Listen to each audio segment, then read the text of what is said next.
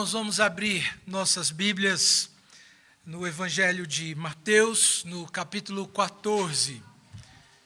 Nós estamos fazendo a exposição do Evangelho. Na semana passada fomos até o versículo de número 12 do capítulo 14.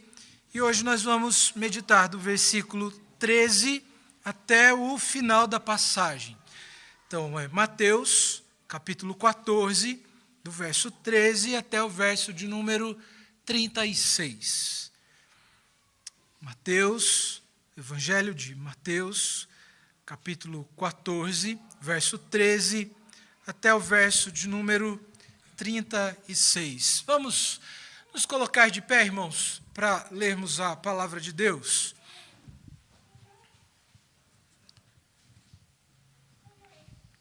Diz assim o texto das Sagradas Escrituras. Jesus, ouvindo isso, retirou-se dali num barco para num lugar deserto à parte, sabendo as multidões, vieram da cidade seguindo-o por terra. Desembarcando, viu Jesus uma grande multidão. Compadeceu-se dela e curou os seus enfermos. Ao cair da tarde, vieram os discípulos a Jesus e lhe disseram: o lugar é deserto e vai adiantada a hora. Despede, pois, as multidões, para que, indo pelas aldeias, comprem para si o que comer. Jesus, porém, lhes disse: não precisam retirar-se, dai-lhes vós mesmos de comer. Mas eles responderam: não temos aqui senão 5 pães e 2 peixes. Então ele disse: trazei-mos. E tendo mandado que a multidão se assentasse sobre a relva, tomando os 5 pães e os 2 peixes, erguendo os olhos ao céu, os abençoou. Depois, tendo partido os pães, deu-os aos discípulos, e estes às multidões. Todos comeram e se fartaram, e dos pedaços que sobejaram recolheram ainda 12 cestos cheios. E os que comeram foram cerca de 5.000 homens, além de mulheres e crianças. Logo a seguir, compeliu Jesus os discípulos a embarcar e passar adiante dele para o outro lado, enquanto ele despedia as multidões. E despedidas as multidões, subiu ao monte a fim de orar sozinho. E caindo a tarde, lá estava ele, só. Entretanto, o barco já estava longe, e há muitos estádios da terra, açoitado pelas ondas, porque o vento era contrário. Na 4ª vigília da noite, foi Jesus ter com eles, andando por sobre o mar. E os discípulos, ao verem-no andando sobre as águas, ficaram aterrados e exclamaram: é um fantasma! E tomados de medo, gritaram. Mas Jesus imediatamente lhes disse: tende bom ânimo, sou eu, não temais. Respondendo-lhe Pedro, disse: se és tu, Senhor, manda-me ir ter contigo por sobre as águas. E ele disse: vem. E Pedro, descendo do barco, andou por sobre as águas e foi ter com Jesus. Reparando, porém, na força do vento, teve medo, e começando a submergir, gritou: salva-me, Senhor! E prontamente Jesus, estendendo a mão, tomou-o e lhe disse: homem de pequena fé, por que duvidaste? Subindo ambos para o barco, cessou o vento, e os que estavam no barco o adoraram, dizendo: verdadeiramente és filho de Deus. Então, estando já na outra banda, chegaram à terra em Genezaré. Reconhecendo os homens daquela terra, mandaram avisar a toda a circunvizinhança, e trouxeram-lhe todos os enfermos, e lhe rogavam que ao menos pudessem tocar na orla da sua veste. E todos os que tocaram ficaram sãos. Vamos orar? Pai bendito, mais uma vez nós nos colocamos na sua presença em oração e rogamos ao Senhor a graça e o seu favor para que possamos, mediante a exposição da sua palavra, sermos edificados, à medida em que o teu Santo Espírito a aplica em nós. Oramos, ó Deus, para que a sua palavra nesta noite venha, portanto, como uma marreta sobre o nosso coração, quebrantando o nosso coração, mas ao mesmo tempo consolando e nos encorajando diante das lutas e das adversidades pelas quais nós passamos. Que possamos, ó Deus, mediante a sua palavra, termos neste momento portanto, os nossos fixados em Cristo Jesus. Seja conosco, ó Deus, é o que te pedimos, em nome de Jesus. Amém. A igreja pode se assentar.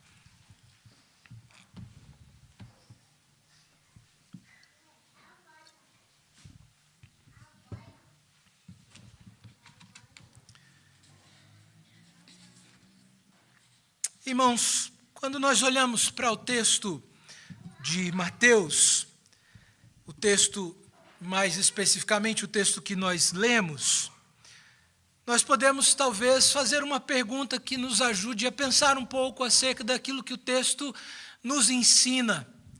E a pergunta seria: do que você precisa? Todos nós precisamos de alguma coisa, todos nós temos necessidades. Mas a pergunta é do que nós precisamos. Creio que talvez nos falte uma compreensão correta a respeito do que significa necessidade. Porque nem sempre aquilo que nós entendemos ser necessário para a nossa vida é de fato algo necessário, algo que nós realmente precisamos. A pergunta, portanto, é: que nós, ou do que nós, de fato, precisamos. Ao longo do ministério de Jesus, nós podemos perceber que Jesus estava sempre cercado de pessoas.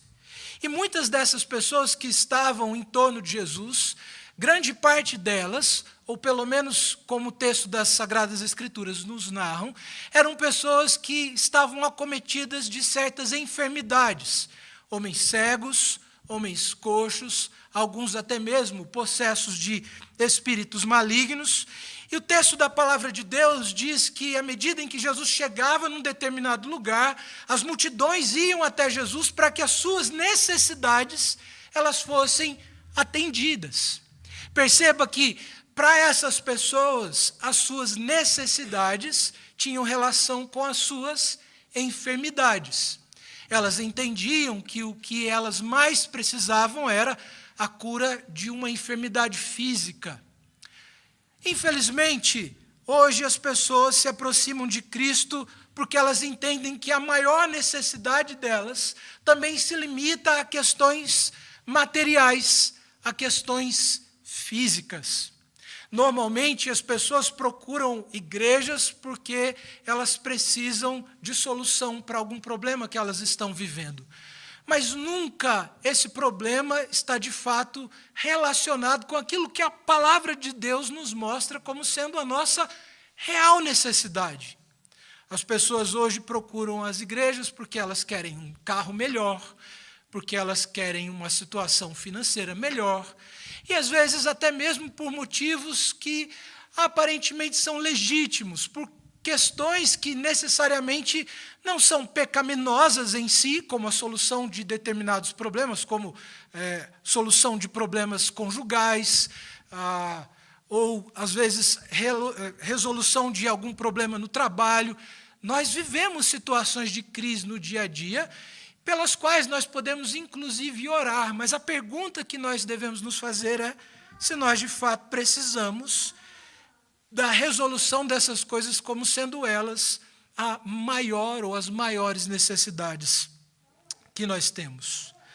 O texto que nós temos diante de nós nos mostra um cenário que não é muito diferente daquilo que nós já temos visto até aqui. Jesus, mais uma vez, ele está cercado de uma grande multidão. E é interessante porque o texto nos mostra que Jesus, depois de ter sido informado acerca da morte de João Batista, ele vai se retirar para um lugar um pouco mais reservado. Se nós olharmos para o texto paralelo em Marcos, no capítulo 6, nós vamos ver que a causa da motivação de Jesus em se retirar do local onde ele estava para ir para um local reservado era também a vinda dos discípulos depois do cumprimento da missão para a qual Jesus os havia comissionado. Há pouco tempo atrás, Jesus havia enviado seus discípulos numa tarefa de pregação do Evangelho, e esses haviam retornado, Jesus os recebe, e esses então estavam ali agora querendo contar a Jesus sobre aquilo que eles haviam vivenciado, as coisas que eles haviam experimentado. Jesus, então, estava se retirando para um local reservado para ouvir dos seus discípulos acerca do trabalho que eles haviam realizado, mas também não podemos ignorar o fato de que, pouco tempo atrás, a passagem nos mostra que as pessoas estavam confundindo Jesus com João Batista, e muito provavelmente Jesus estivesse saindo daquela região para não correr o risco, digamos assim, de que houvesse algum tipo de associação da sua figura com João Batista. Não havia aqui necessariamente um medo de morte ou de apressar situações de risco, como nós vemos em determinadas ocasiões, onde Jesus, por exemplo, orienta aqueles que são beneficiados por suas ações de graça, como, por exemplo, pessoas que foram curadas, e Jesus vai orientar essas pessoas para que, indo, não comunicassem a ninguém o que havia acontecido. E Jesus faz isso justamente para que a sua figura não fosse exposta, de tal forma que o seu ministério fosse completado de forma plena. Haveria um momento exato de que ele fosse exposto ao ponto de ser entregue às autoridades para que fosse morto, mas Jesus ele se valeu ali dos recursos possíveis para que isso não acontecesse antes da hora. É óbvio, tudo aconteceria no tempo determinado por Deus, mas o caso em questão aqui não está equivalente a situações como aquelas em que Jesus diz para pessoas que foram beneficiadas por ele, para que indo não contassem quem havia feito aquilo com eles, quem havia curado de uma determinada enfermidade. Jesus, então, se retira daquele local e ele está indo agora para Betsaida, que seria uma região a noroeste do mar da Galileia, com esse propósito. Tanto um propósito de descansar, mas também o propósito de ouvir os seus discípulos acerca da missão que eles acabaram de cumprir.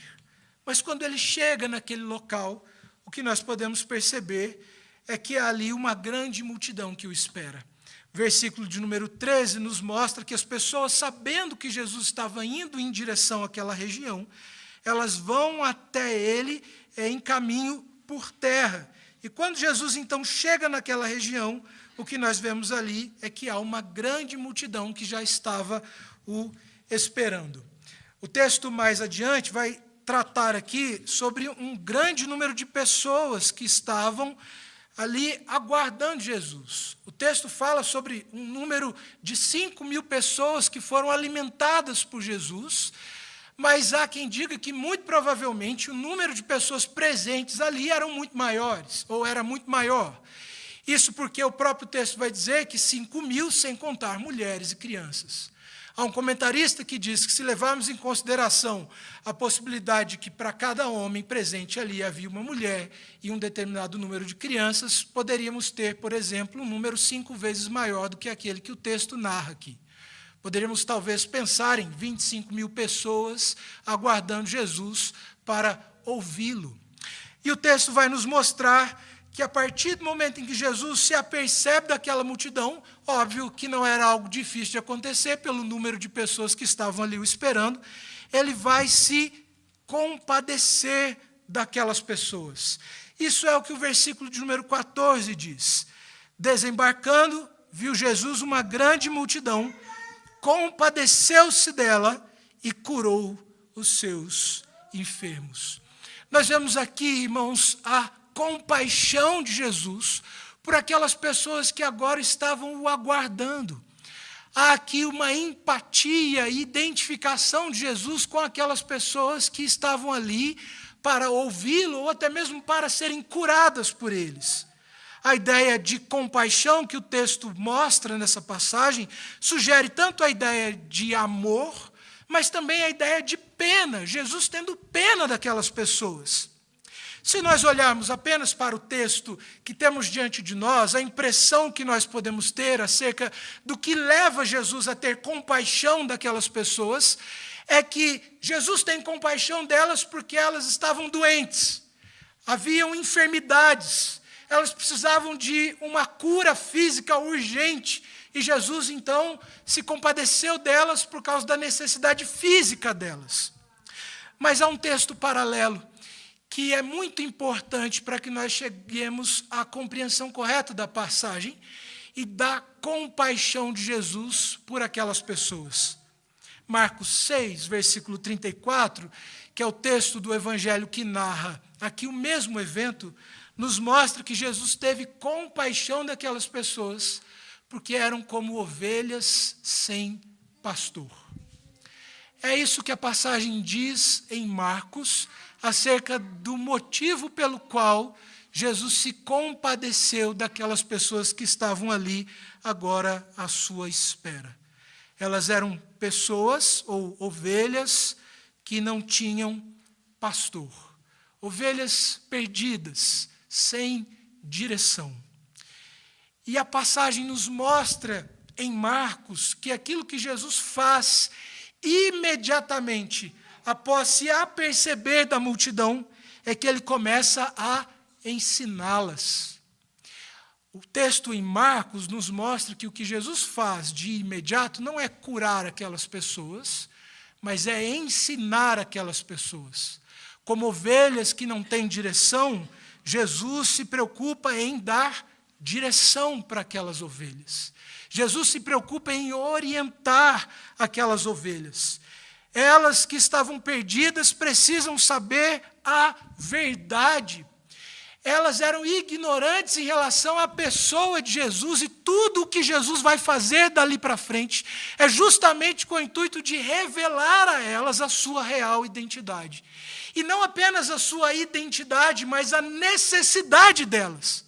O que Jesus vai mostrar para elas não é apenas quem ele é, e nós podemos entender que essa é uma ênfase na passagem, mas mostrar também qual era a real necessidade daquelas pessoas.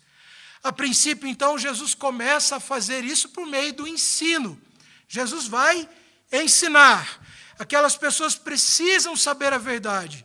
E nós podemos entender que essa era a maior necessidade delas, e não a cura física. Mas Jesus também vai curar os enfermos. E o texto de Mateus vai dizer que todos os enfermos que estavam presentes naquela multidão foram curados. Perceba que se nós levarmos em consideração o número que é considerado por esse teólogo que mencionei, havia ali provavelmente muitos enfermos, no meio de uma multidão de mais de 20 mil pessoas, e o texto vai dizer, Jesus curou todos os enfermos daquela multidão, mostrando ali a empatia de Jesus com o sofrimento daquelas pessoas. Temos estudado, irmãos, às quintas-feiras, um livro chamado Você Consegue Mudar, de um autor chamado Tim Chester, e ele nos mostra que uma das características mais belas do Evangelho, e isso de fato é o que me impacta profundamente, é o fato de que, diferente das outras religiões, Jesus não é um Deus alheio aos nossos sofrimentos. Ele não é um Deus indiferente às nossas causas e às nossas necessidades. Mas Ele conhece o nosso coração e Ele conhece os nossos sofrimentos, Ele conhece as nossas necessidades e Ele se compadece de nós. Ele está atento às necessidades de cada um de nós. E o texto nos mostra que Ele é, portanto, empático. Essa empatia de Jesus se mostra de maneira plena na cruz do Calvário. Ele se importa tanto conosco ao ponto de ter assumido forma humana, ter se submetido às limitações de uma natureza humana e ter morrido uma morte horrível na cruz do Calvário em nosso favor, para que não fôssemos para o inferno, mas para que recebêssemos a sua justiça. Assim nós vemos a empatia de Jesus de forma plena no seu sacrifício. Ele é quem se importa conosco. E algo que me chama a atenção é o fato de que quando Ele nos chama a tomarmos a cruz, Ele é aquele que, antes mesmo de dizer isso, é aquele que toma a cruz primeiro. Jesus é aquele que se importa conosco e Ele é um Deus empático às nossas necessidades. Ele se importa com os nossos sofrimentos. Mas o texto também vai nos mostrar que depois de ensinar, de curar, ele vai alimentar aquela multidão. É importante nós entendermos que cada parte daquilo que acontece nesse encontro de Jesus com essa grande multidão faz parte desse processo de ensino. Jesus está ensinando quando ele fala, Jesus está ensinando quando ele cura, e ele vai ensinar agora quando ele alimenta a multidão. E é interessante, irmãos, considerarmos algumas coisas. Quando Jesus diz para os discípulos, por exemplo, olha, não precisa mandar eles embora, deem alimentos a eles, vocês mesmos. Em João, por exemplo, no evangelho que mostra a narrativa da mesma passagem, nos diz que um dos discípulos de Jesus, quando ouve essa orientação, diz assim, olha, mas 200 denários, o que corresponderia ao salário basicamente de 8 meses, não seria o suficiente para alimentar aquela multidão. Mal daria para que cada um desse uma mordida num pedaço de pão. Não havia recurso suficiente para que aquelas pessoas fossem alimentadas. E é interessante que em João, Jesus diz para os discípulos assim, o que a gente vai fazer com esse povo? Jesus toma a iniciativa de fazer a pergunta. E em João mesmo nós temos uma resposta, porque a passagem vai dizer que Jesus fazia isso para provocar os seus discípulos, porque ele sabia muito bem o que ele estava fazendo. Mas nós podemos entender que Jesus está, à medida em que orienta e provoca os seus discípulos a alimentarem a multidão, ele está mostrando para eles que não há outro que possa alimentá-los senão ele próprio. Mesmo os discípulos com todos os seus recursos, mesmo os discípulos com todos os seus esforços, jamais seriam competentes para ou capazes de alimentar toda aquela multidão que agora estavam ali diante de Jesus. Só Jesus tem condição de alimentá-los e ninguém mais. E a passagem narra, então, um evento extremamente extraordinário, que Jesus, tomando ali alguns pães e alguns poucos peixes, ele ergue o pão aos céus, ele dá graças, ele parte aquele pão, ele dá para os discípulos, e os discípulos então saem distribuindo aqueles pães, e quando toda a multidão é alimentada, ainda sobram 12 cestos de pão, mostrando que de uma forma extremamente milagrosa, o Senhor Jesus havia alimentado toda aquela multidão. É claro, irmãos, que nós devemos olhar para além do pão. É claro que nós devemos focar naquilo que Jesus está querendo ensinar para aquelas pessoas com esse milagre. Lembra que em outros momentos nós, inclusive, mostramos que os milagres de Jesus, eles não tinham um fim em si mesmo, ou seja, Jesus não curava por curar, mas sempre que ele curava, ele buscava mostrar alguma coisa. Em eventos anteriores, nós vimos, por exemplo, que Jesus curava para mostrar a sua identidade, ou para revelar a sua identidade, como cumprimento das profecias do Antigo Testamento. E não é diferente aqui. Quando nós vemos aqui Jesus multiplicando os pães e alimentando a multidão, nós podemos perceber que este evento tem uma relação com outros eventos narrados no texto das Escrituras. Em João, no Evangelho de João, no capítulo de número 6, onde a passagem narra o evento da multiplicação dos pães e dos peixes, ou posteriormente a narrativa da multiplicação dos pães e dos peixes, nós vemos aqui que João vai mostrar, a partir do diálogo de Jesus com os seus discípulos, o que ele estava ensinando aos seus discípulos e à multidão no momento da multiplicação de pães e peixes.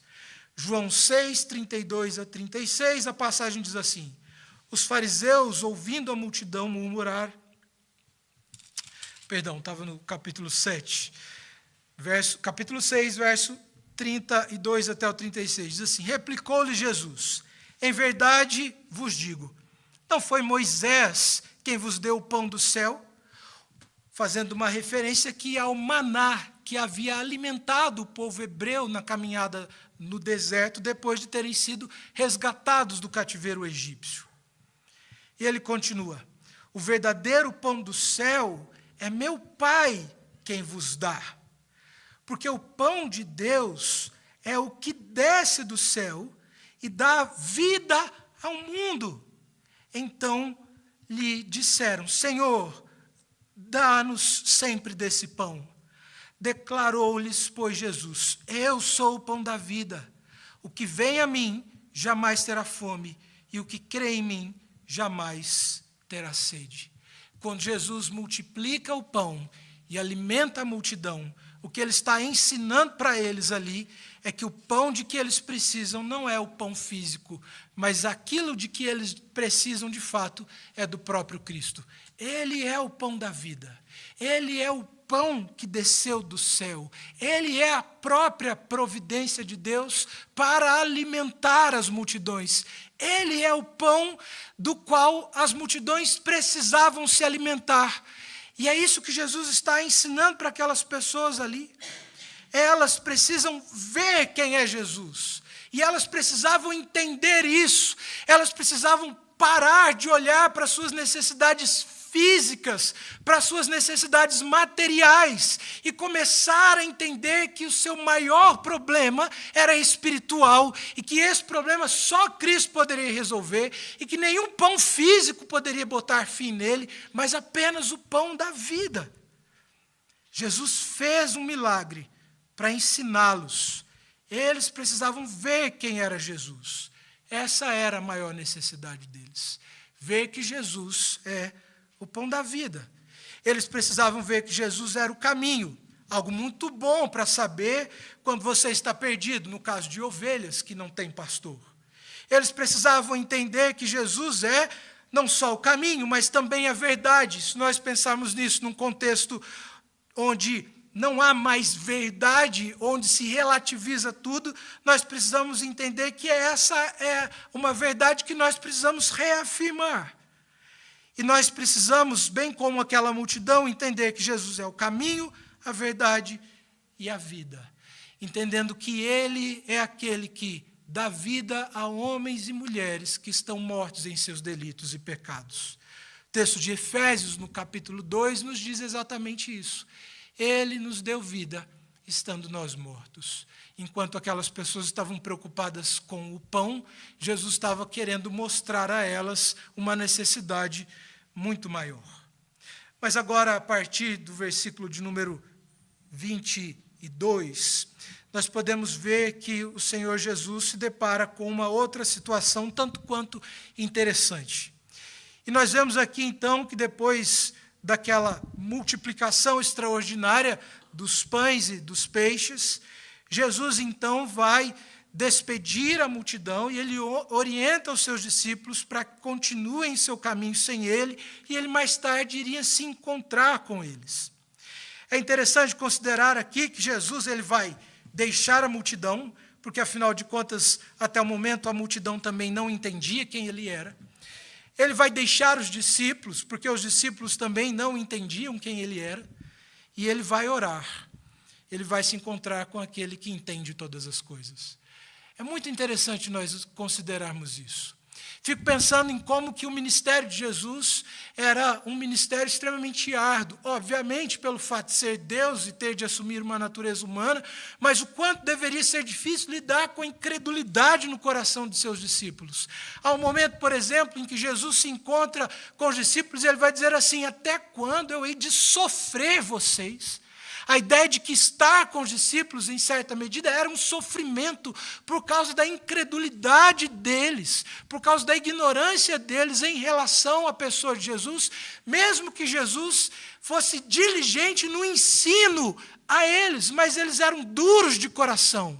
Então, esse é o momento em que Jesus deixa a multidão não entendia nada.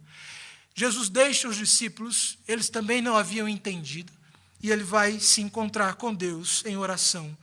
Deus é aquele que sabe de todas as coisas.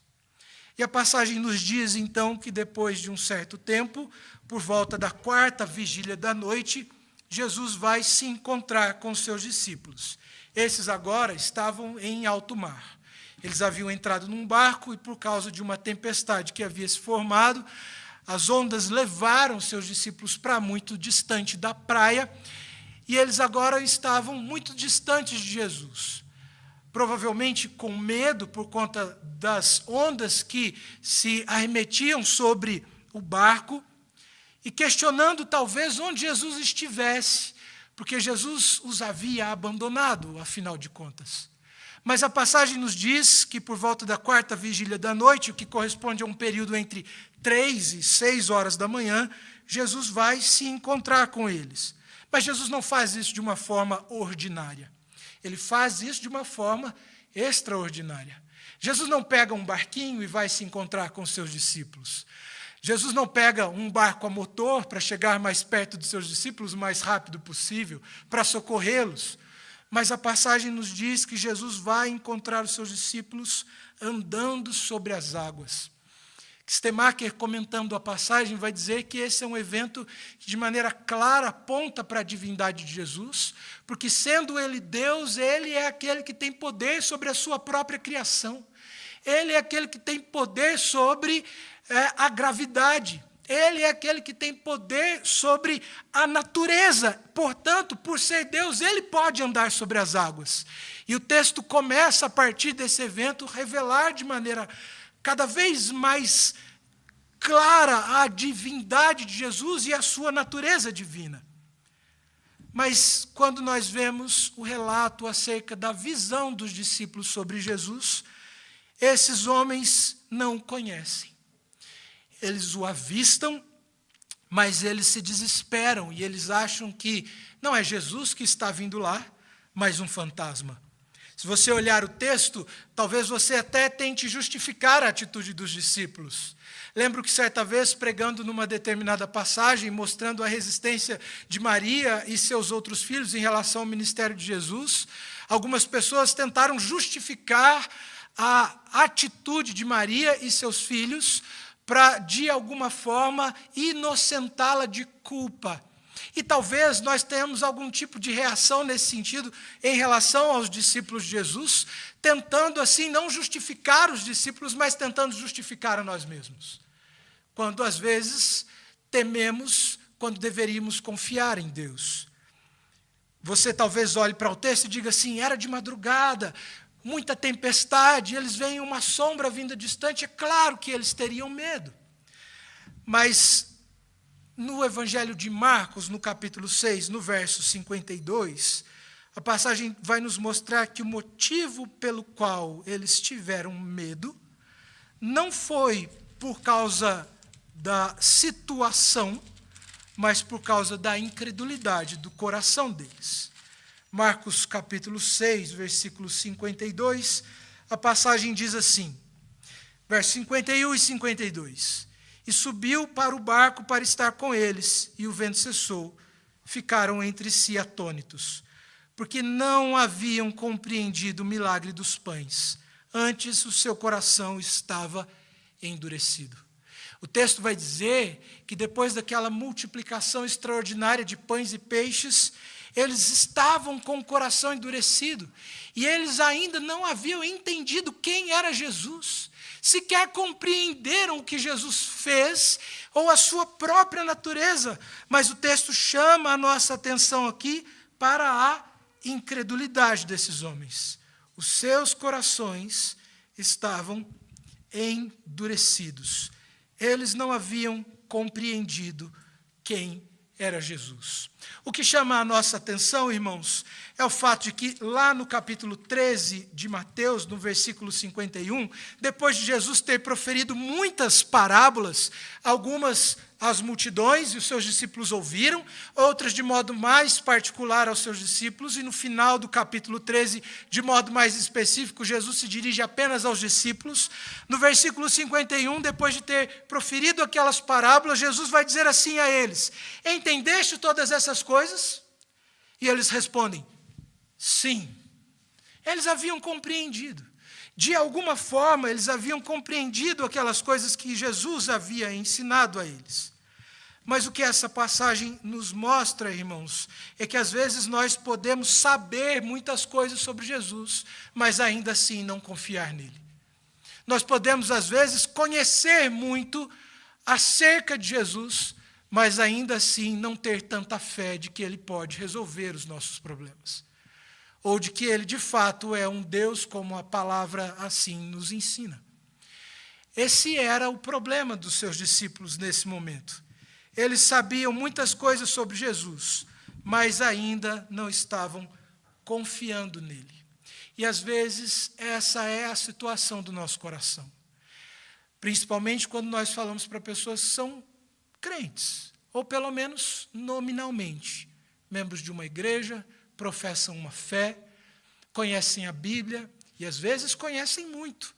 O problema é que nem sempre conhecer e confiar são coisas que andam juntas. Mas a questão é que nós somos chamados tanto a conhecer quanto a confiar no Senhor. O problema dos discípulos é que, em certa medida, eles conheciam, mas ainda não confiavam em Cristo Jesus. Esse era o problema deles. Mas Jesus nos ensina que nós não precisamos temer.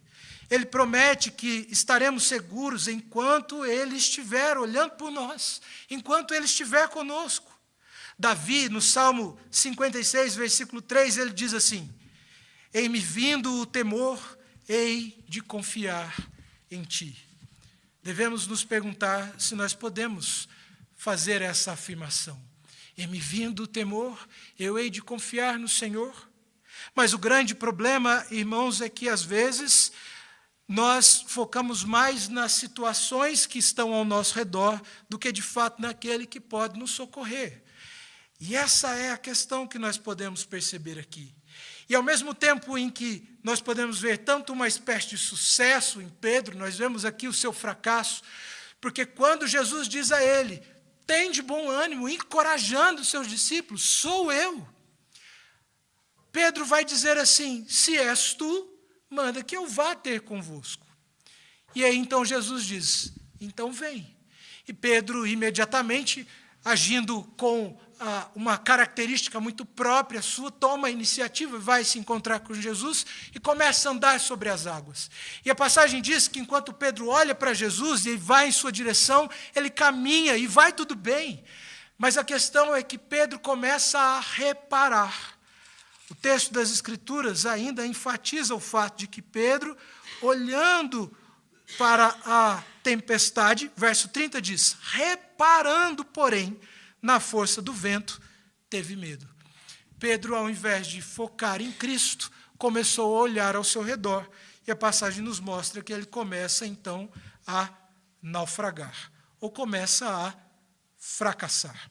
Me lembro de um texto de Hebreus, no capítulo 12, do verso 1 ao 13, ou ao 3, onde a passagem nos chama a atenção para que nós estejamos continuamente, constantemente, olhando firmemente para o autor e consumador da fé. A ideia é de que nós devemos considerar e olhar atentamente para Cristo. E aquilo que o autor aos Hebreus diz para os seus leitores é justamente com o propósito de desviar a atenção deles das tribulações a que eles estavam sujeitos por causa da fé que eles haviam abraçado.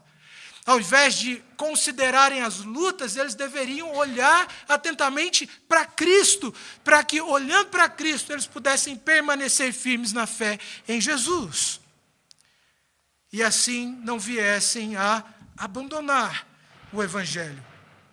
A grande questão, no entanto, é que, normalmente, irmãos, assim como Pedro, no texto que nós temos diante de nós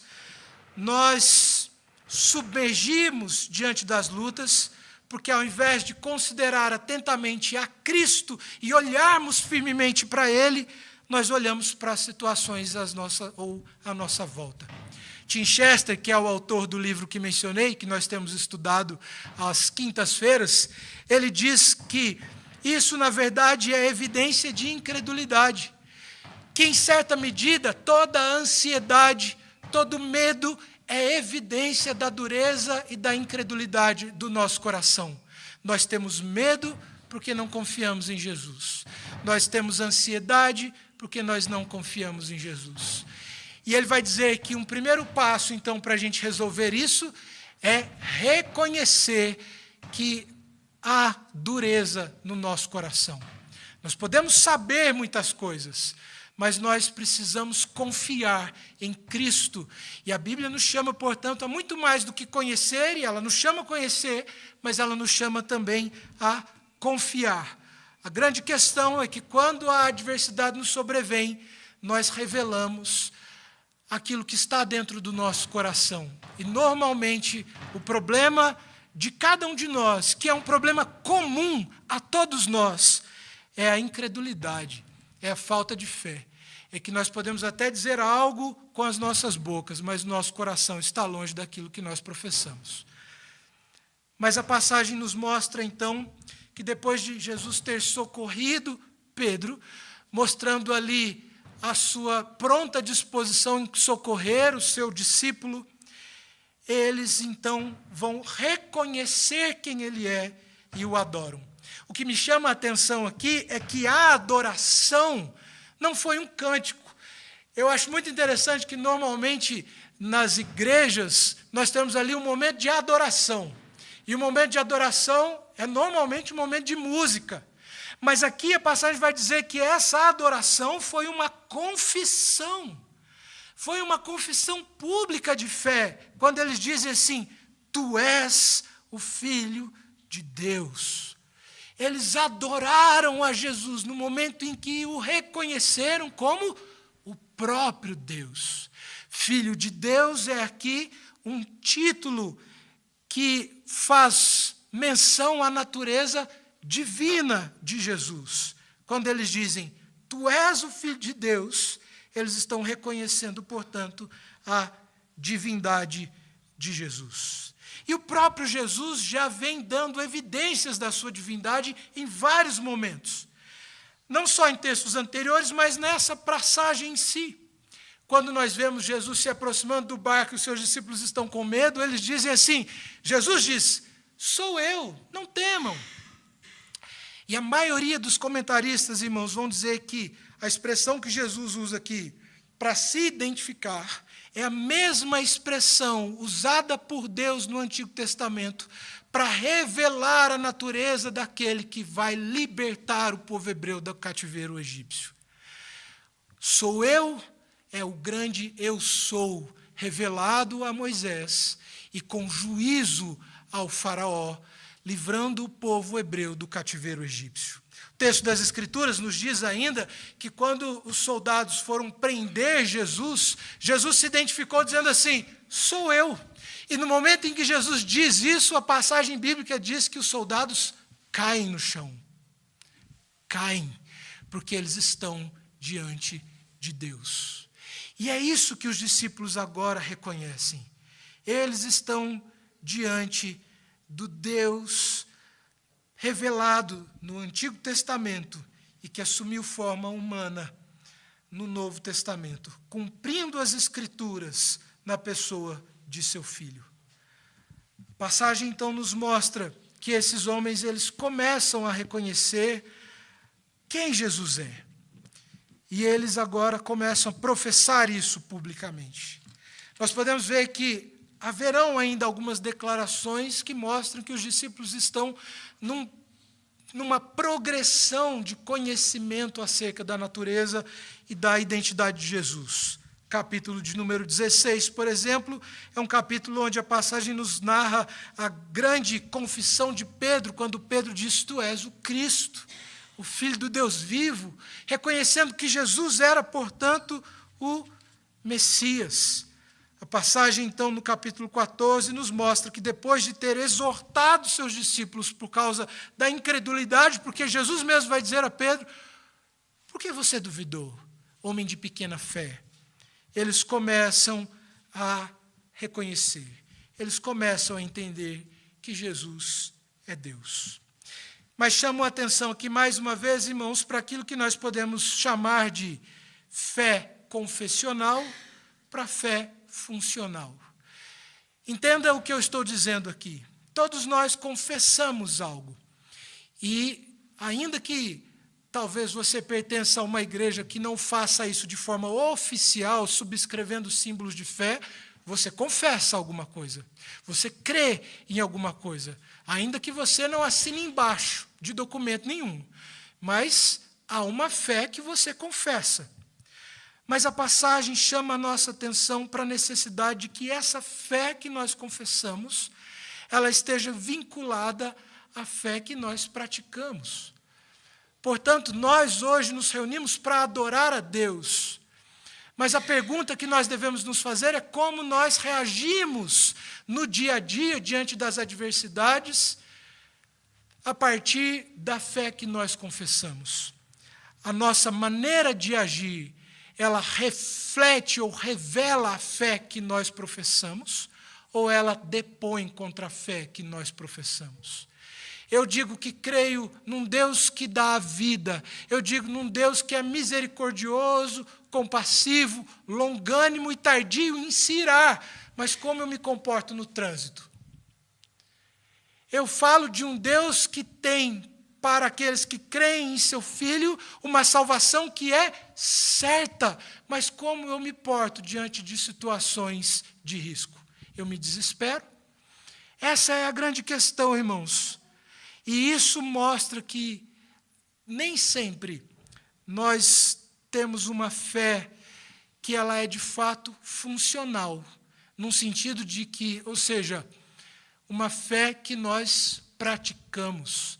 Nós devemos professar a Cristo, devemos confessá-lo de maneira pública, devemos fazer isso com a nossa boca, de tal forma que as pessoas possam ouvir, mas a nossa prática deve revelar a fé que nós professamos.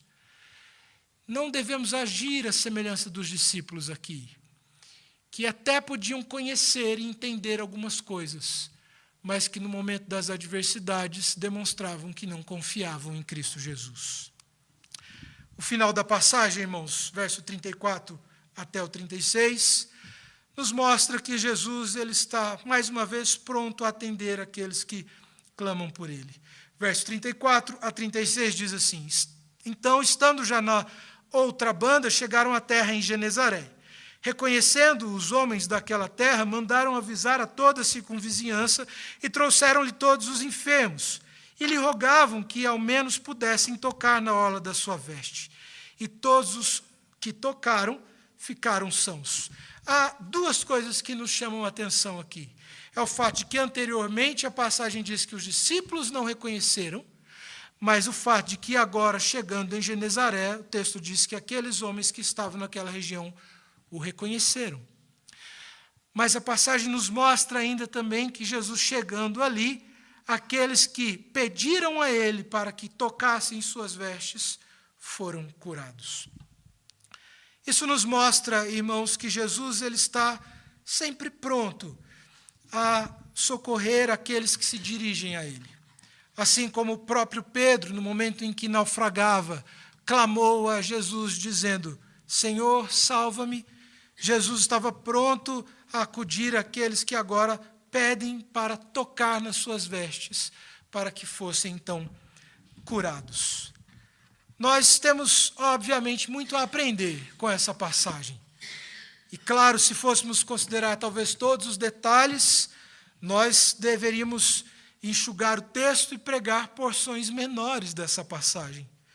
Mas nós podemos dizer, irmãos, que o que a passagem nos diz, mostrando para nós, é que a maior necessidade que nós temos não está relacionada às nossas questões físicas, não está relacionada às nossas questões emocionais, mas está relacionada à necessidade que nós temos de conhecer a Cristo e de nos submetermos a Ele.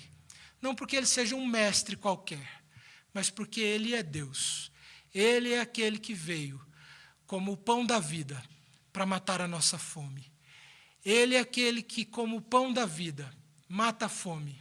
E assim como aquele que tem de si mesmo uma fonte que jorra rios de água viva, e que quem bebe dessa sua água jamais tem sede, quem come do pão que Ele dá jamais tem fome de novo. Nós precisamos de Cristo, muito mais do que a cura de uma enfermidade, muito mais do que a resolução dos nossos problemas emocionais ou sentimentais. Nós precisamos de Jesus. E é isso que o Senhor nos ensina a partir dessa passagem. É claro que O Senhor nos ensina a lidar com situações adversas, sejam problemas sentimentais, sejam problemas até mesmo financeiros, questões de saúde. O Senhor nos ensina a lidar com tudo. Mas o que nós precisamos aprender, irmãos, é que aquilo de que nós mais precisamos, sobretudo, sobre todas as coisas que possam nos afligir, é de Cristo Jesus. É isso que nós precisamos. E nós precisamos entender isso, aprender isso, para que então possamos nos submeter a Ele como o Senhor e Salvador das nossas vidas. Que Deus nos abençoe.